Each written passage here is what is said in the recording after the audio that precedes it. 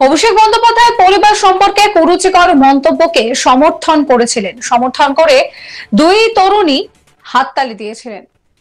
এবার সেই দুই তরুণীকে গ্রেফতারও করা হয়।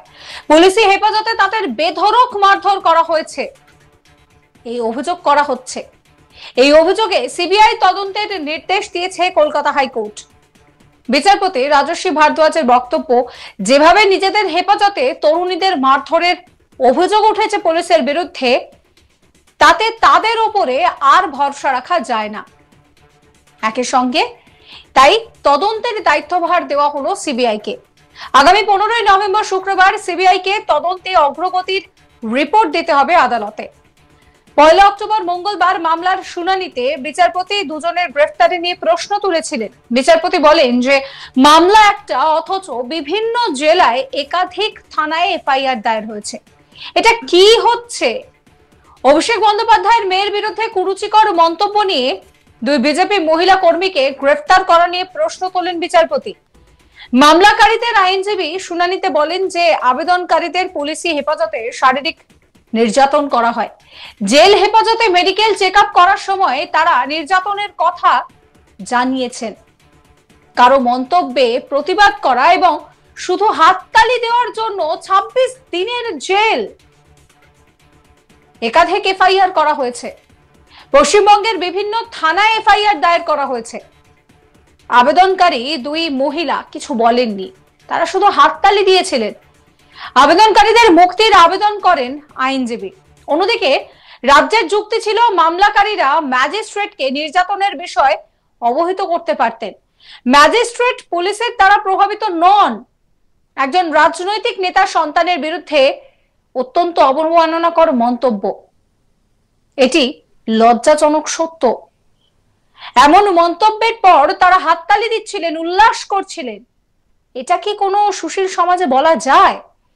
যিনি মন্তব্য করেছেন তিনি এখনো পুলিশের হেফাজতে রয়েছেন। এই ধরনের অবমাননাকর মন্তব্য সমর্থন করার জন্য মামলাকারীদের আদালতে প্রশ্রয় দেওয়া যায় না।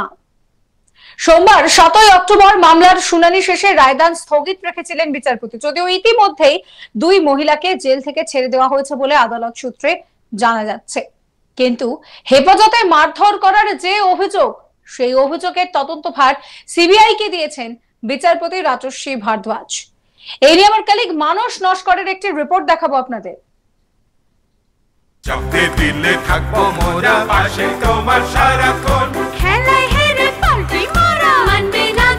যখন খেলা জমবে আনমোল মারি প্লাসই জিতবে।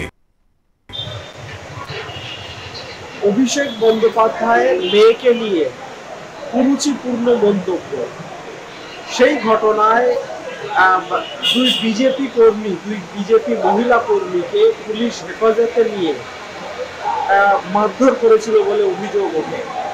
সেই ঘটনায় এবার সিবিআই তদন্তের নির্দেশ দিলেন বিচারপতি রাজস্বী ভারদ্বাজ।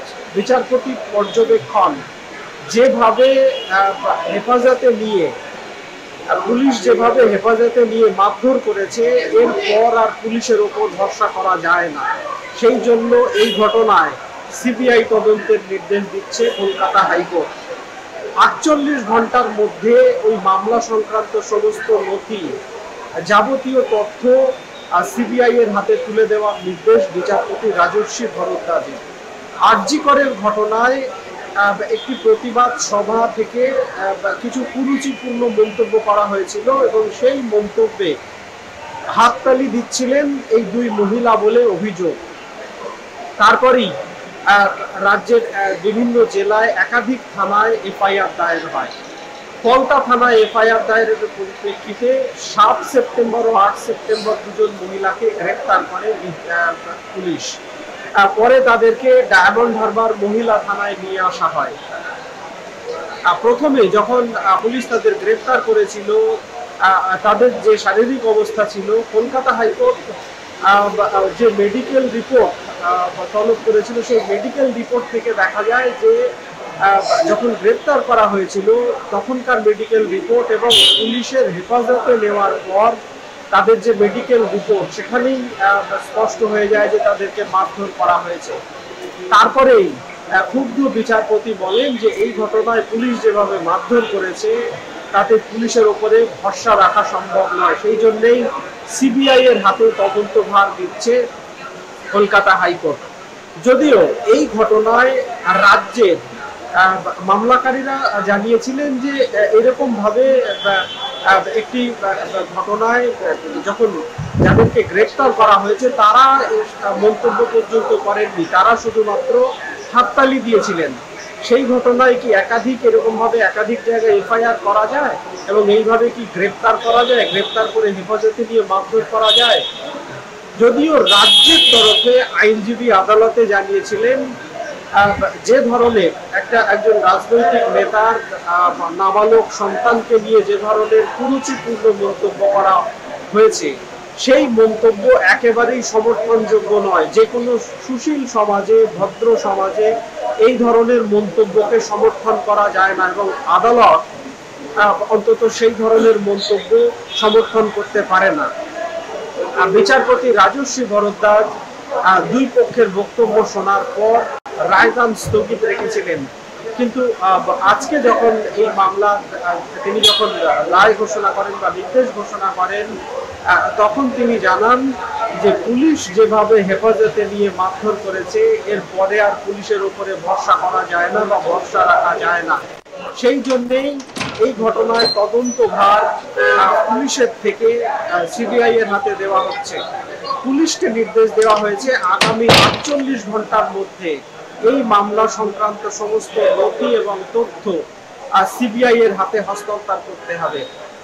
সিবিআই তদন্ত করে আগামী 15ই নভেম্বর প্রাথমিক রিপোর্ট দেবে কলকাতা হাইকোর্টে। বিচারপতি রাজস্বী ভরদ্বাজের নির্দেশ আগামী 15ই নভেম্বর সিবিআই এই ঘটনায় তদন্ত করে মূলত কেন তাদেরকে গ্রেফতার করে পুলিশ হেফাজতে নিয়ে কেন মারধর করেছে সেই ঘটনার তদন্ত করবে সিবিআই এবং 15ই নভেম্বর সিবিআই এর কাছে প্রাথমিক রিপোর্ট তলব করেছেন বিচারপতি রাজস্বী ভরদ্বাজ। 15ই নভেম্বর ফের এই মামলার শুনানি। অভিষেক বন্দ্যোপাধ্যায়ের পরিবার সম্পর্কে কুরুচিকর মন্তব্য আর সেই মন্তব্যকে সমর্থন করে দুই তরুণী হাততালি দিয়েছিলেন, তাদেরকে গ্রেফতার করে পুলিশ। পুলিশি হেফাজতে তাদের বেধড়ক মারধর করার অভিযোগ ওঠে এবং সেই অভিযোগের প্রেক্ষিতে এবার কলকাতা হাইকোর্ট সিবিআই তদন্তের নির্দেশ দিয়েছে।